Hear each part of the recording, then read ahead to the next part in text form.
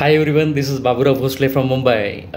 I'm working as a marine cargo surveyor and need to discuss about the claim ratios, claim points, and what are the necessary action need to be taken to claim all concerned parties. I'll start speaking in Hindi because major people who work in CHA they should fully understood about the what I want to say. India में जो भी import होता है from entire globe basically China से बहुत ज़्यादा focus है and we अभी रिसेंटली हम लोग एक चीज़ नोटिस किया है कि जो भी कार्गो चाइना से आता है वहाँ से फ्रॉड केसेस बहुत सारा अभी चीज़ नोटिस होना चालू हुआ है।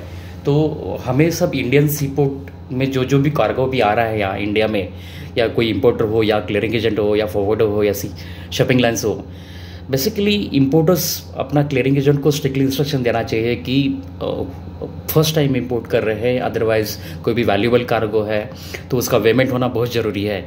इंडिया में क्या होता है, अभी भी there are several modes of custom examination part, कभी 5% में होता है, कभी RAMS में क्लियर हो जाता है। तो CHO को बहुत मोस्ट ऑफ द टाइम्स उनको फोकस करने में नहीं मिलता है कि उन लोग का इंटेंशन यही होता है कि जैसा कार्गो क्लियर हो आया सी बस में पोर्ट में आया तो गाड़ी में भर के लोड करके इंपोर्टर को भेजना है। उनका प्राइम इंटेंशन यही होता है। बट इसके अलावा भी इंपोर्टर्स हर एक इंपोर्टर्स अपना अपना क्लियरिंग एजेंट को स्ट्रिक्टली इंस्ट्रक्शन देना बहुत ज़रूरी है कि कार्गो का कंडीशन पहला चेक कर लीजिए। होता क्या है कि कभी कभी मोस्ट ऑफ दी पॉलिसी का प्रीमियम बचाने के लिए शिपर जब भी पॉलिसी निकालता है तभी वेयरहाउस टू वेयरहाउस नहीं निकालता है। वेयरहाउस टू वेयरहाउस माने शिपर का वेयरहाउस से बायर का वेयरहाउस तक, तो दोनों के बीच में इन ट्रांजिट में कहाँ भी कोई लॉस हो तो इंश्योरेंस कंपनी से रिकवर हो जाता है। बट बेसिकली जब भी पोर्ट अप टू पोर्ट जब भी पॉलिसी होता है तभी क्लेम सेटलमेंट में बहुत दिक्कत होता है, क्योंकि क्लियरिंग एजेंट तो इतना ध्यान दे के इतना इंटेंशन से कभी वो कार्गो की कंडीशन नहीं देखते। उनका एक ही मकसद होता है कि जैसा एग्जामिनेशन हो गया, ट्रांसपोर्ट ने गाड़ी अरेंज कर दिया, फिर गाड़ी भर के भेज दिया। तो CHA लोग जो है क्लियरिंग एजेंट है इंडियन सी पोर्ट में, यहाँ जो भी इंडिया में जितने पोर्ट है, तो उन लोग चाइना से बेसिकली कार्गो आता है, कोई भी कंट्री से इंडिया में माल आता है। तो बेसिकली कंडीशन क्या है कार्गो का वो एक बार थोरोली चेक करना और उसका एविडेंस लेना बहुत ज़रूरी है। मोस्ट ऑफ द केसेस में होता क्या है कि जब भी पॉलिसी का कवरेज अप टू पोर्ट होता है, फिर बाद में पार्टी कार्गो फैक्ट्री में जाने के बाद वे रियलाइज़ करते हैं कि इसमें डैमेज है, फिर हम लोग के पास एविडेंस कुछ नहीं है।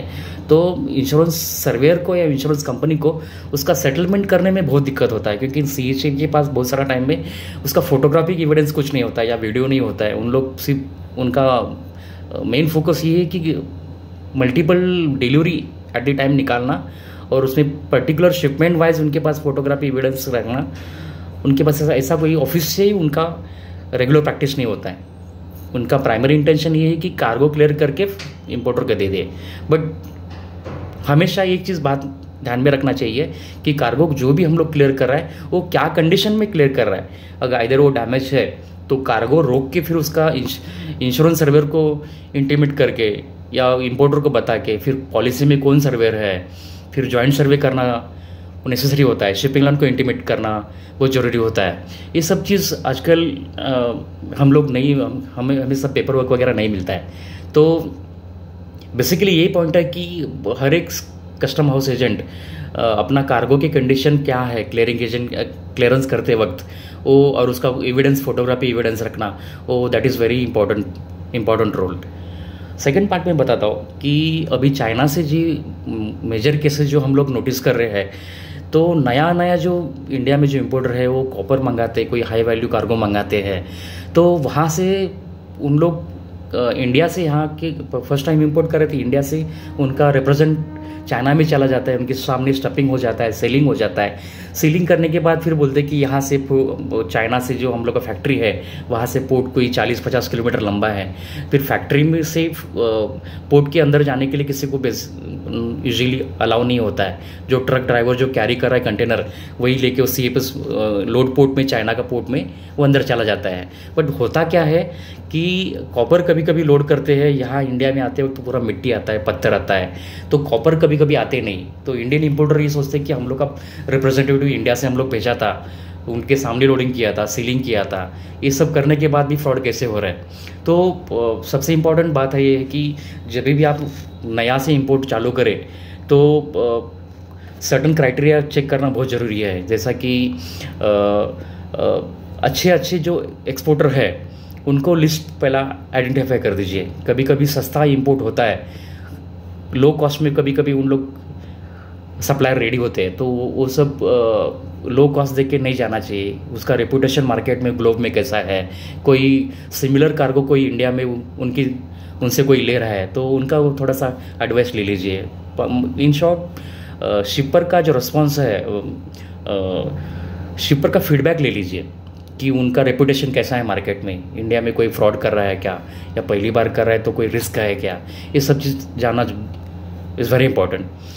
जब भी कार्गो इंडिया में आता है तो मैंने बहुत सारे ऐसे केसेस देखे हैं कि वहाँ कॉपर लोड हो गया और यहाँ आते आते मट्टी आ गया, पत्थर आ गया, तो ऐसा सब चीज़ में इन्वेस्टिगेशन करना, फिर इंडियन एम्बेसी में वो चाइना के ऊपर केस लॉन्च करना, फिर रिकवरी पाना, इट्स वेरी हेडेकेबल जॉब। इतना इजी नहीं होता है कि चाइना से पैसा इंडिया में लाए।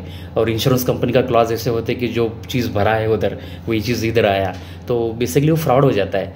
इंश्योरेंस जो निकाला होता है वो मरीन ट्रांजिट के लिए निकाला होता है, तो जो लोड पोर्ट से जो भी कार्गो निकला है, वो जो कार्गो डिस्चार्ज पोर्ट में आया है, इन बिटवीन कुछ होगा, चोरी होगा, कुछ भी होगा, उसके लिए रिस्पॉन्सिबल इंश्योरेंस कंपनी होती है।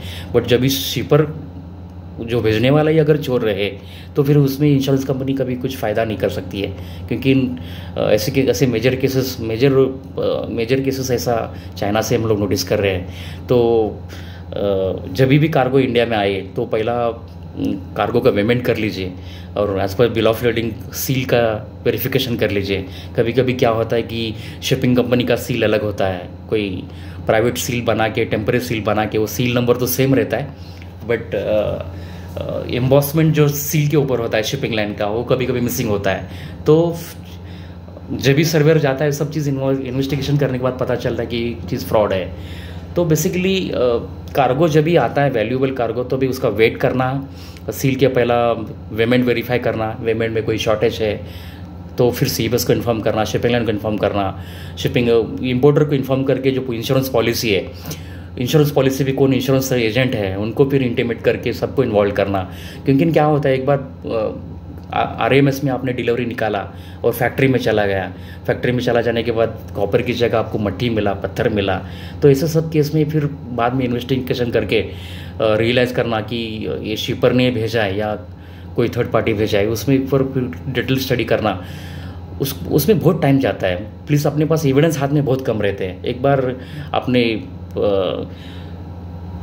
क्लियरेंस कर दिया, फिर कस्टम वाले भी अपने हाथ ऊपर कर लेते हैं, क्योंकि ना आपने जब भी डिलीवरी निकाला, शिपिंग लाइन का भी वही रोल है कि बोलते हैं कि आपने once you clear the cargo from the CFS we will not take any action, because आपने जो यहाँ से डिलीवरी लेते वक्त आपने कोई ऐसा रिपोर्ट नहीं किया कि आपको कार्गो अलग मिला है। तो ये सब बेसिकली चीज़ें हैं कि हमको ज़्यादा फोकस करके रखना है।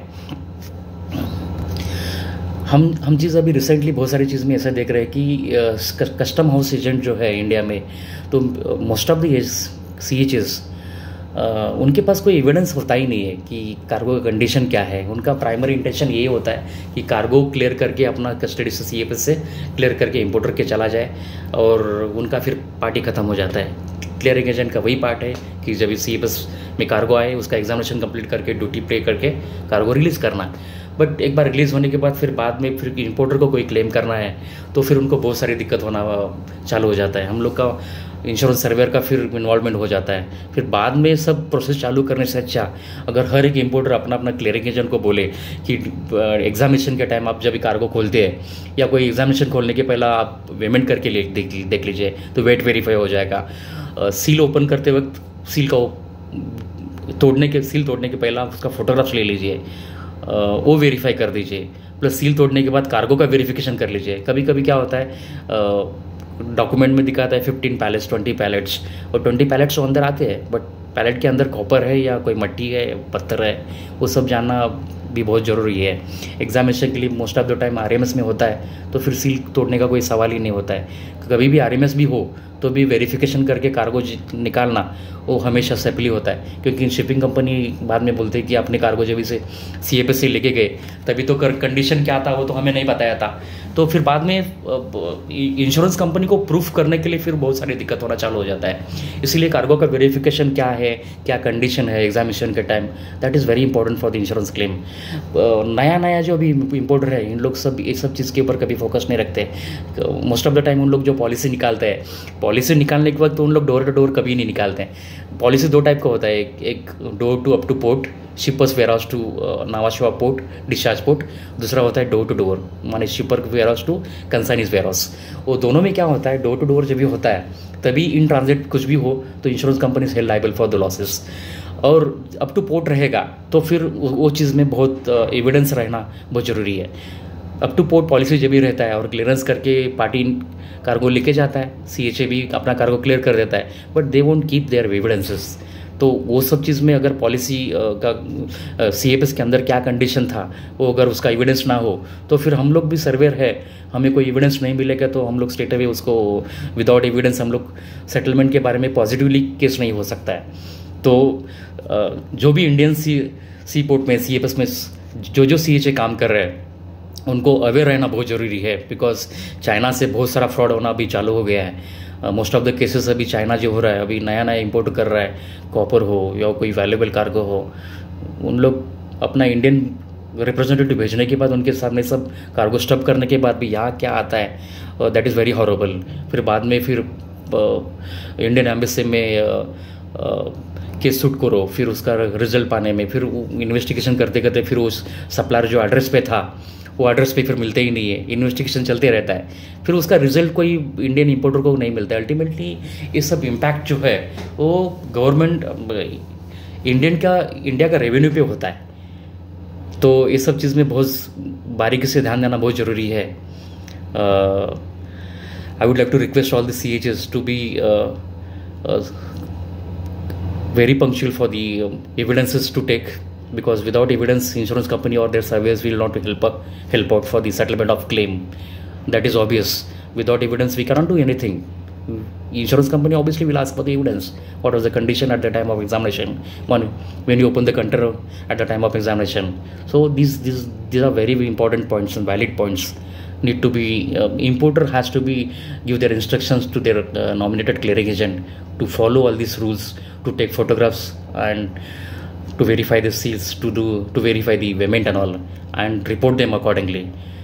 That is very important rule. That's it. Thank you so much for your time. All right.